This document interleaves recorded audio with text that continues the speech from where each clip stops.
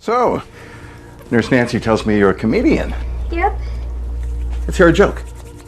Susan diRende, you started an all-female film festival entitled Broad Humor 14 years ago.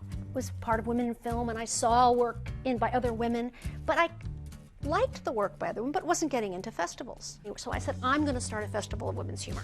Because people would ask, who is she to do this festival? And it's like I have to be somebody? Well, I'm me. And it needs doing, and so we did it. It was very small to begin with. It's grown a lot. And the number of films we've gotten have grown. The landscape has changed, you know, in women's humor. So what were you looking for exactly? Because I imagine that the first year there was X amount of films, and now there are a lot of films, and then you put them up. But what was it that you were looking for, and how did you express that to these women screenwriters? And directed by women. Okay. And the reason is that every scientific thing we notice about conversation and what women do is that they change in the presence of men. So a script written by women and men, I figured, would be different.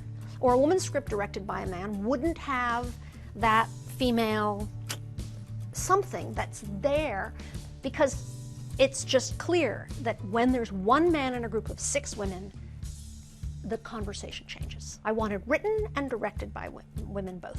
I went to a women's organization at the time that shall remain nameless, which since folded, and asked them if they were interested in working with me on this. 1, they didn't know who I was, and 2, they said, you can't do written and directed by women. There aren't any good ones. We know, we judge other festivals. So I backed away from that table, and we had year 1. I had a Belgian filmmaker, producer who I worked with before, and she was one of the co-founders with me, and we put together a festival that first year, and we got a lot of films. We had 2 venues. Oh yeah. Our very first comedy program, we had the talkback, and after the talkback, somebody raised their hand and said, this is the best short film program I've ever been to in my life, and I go to all the film festivals. Why don't you submit to the big comedy festivals? And of the directors that were there, 3/4 of them raised their hand, and they said they didn't get in. So cut to 14 years later, what have you seen come down the pike for this year's festival? Over the years, have there been more submissions, different submissions, less submissions? Because the world has, in theory, progressed somewhat when it comes to women creatives. The world's progressed some. We've actually had influence, like the University of Florida Film Program is now encouraging their young women to make comic films because there is a festival they know that if it's halfway decent they'll get into, and that's ours.